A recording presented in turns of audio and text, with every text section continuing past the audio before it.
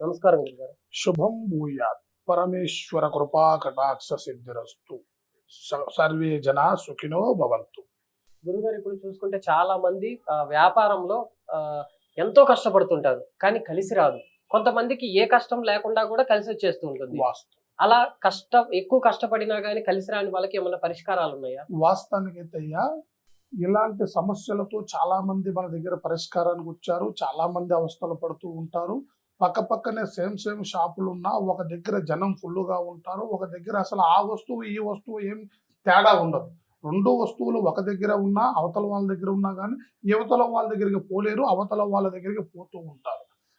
అలాంటి షాపులు, పర్పస్‌లు, బిజినెస్ పరంగా ముందుకెళ్లాల్సిన వాళ్ళలో కూడా చాలా వరకు ఇబ్బందులు పడుతూ, అది ఎందుకు జరగట్లేదో కూడా ఆలోచన తెలియకోకుండా కొంత ఇబ్బందుల పాలవుతూ ఉంటారు.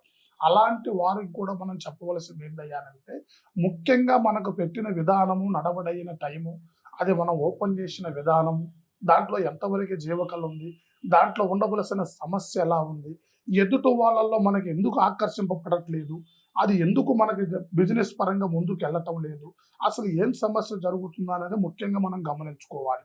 షాప్ పర్పస్‌లో మనకు అభివృద్ధి లేకోకుండా, బిజినెస్ ముందుకు నడవకోకుండా, నిరాశ పడుతూ, మన పెట్టుబడి పెట్టినా గానీ అది నడవడం కాకోకుండా, కొన్ని రకాలుగా అవస్థ పడుతూ చాలామంది బాధపడుతూ ఉంటారు. ఆ బిజినెస్ పరమైన అవస్థలు ఎందువల్ల జరుగుతాయి అనంటే, మనిషికి ముఖ్యంగా దృష్టి ఎఫెక్ట్ ఉండకూడదు. నరకన్ను పడితే నల్లరాయి కూడా బద్దలైపోతదంట. ముఖ్యంగా ఆ నరకన్ను వల్ల మనలో ఉండవలసిన తేజస్సు పడిపోతుంది. ఆ తేజస్సు పడిపోయి బిజినెస్ పరమైన అభివృద్ధి తగ్గిపోతుంది. అక్కడ దొరికే వస్తువు ఇక్కడ దొరికినా దీనికి సహకరించలేరు, అక్కడికి సహకరిస్తూ ఉంటారు. ఒక్కొక్కడ చూడండి, కొన్ని షాపులు అక్కడ టీ అమ్ముతారు, ఇక్కడ టీ అమ్ముతారు.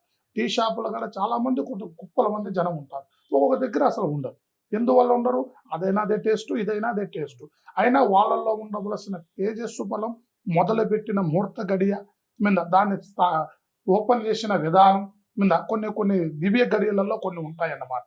అలాంటి దివ్య గడియలలో మొదలుపెట్టిన జీవితానికి అది ఎటు లేకోకుండా, తిరుగు లేకుండా నడుస్తూ ఉంటుంది.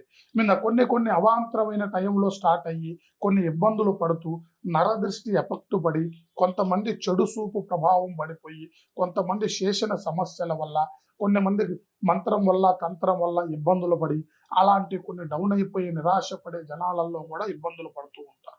అలాంటి వారికి మనం కొన్ని రకాలుగా ఖచ్చితమైన మార్గాన్ని ఏర్పాటు చేయవచ్చు.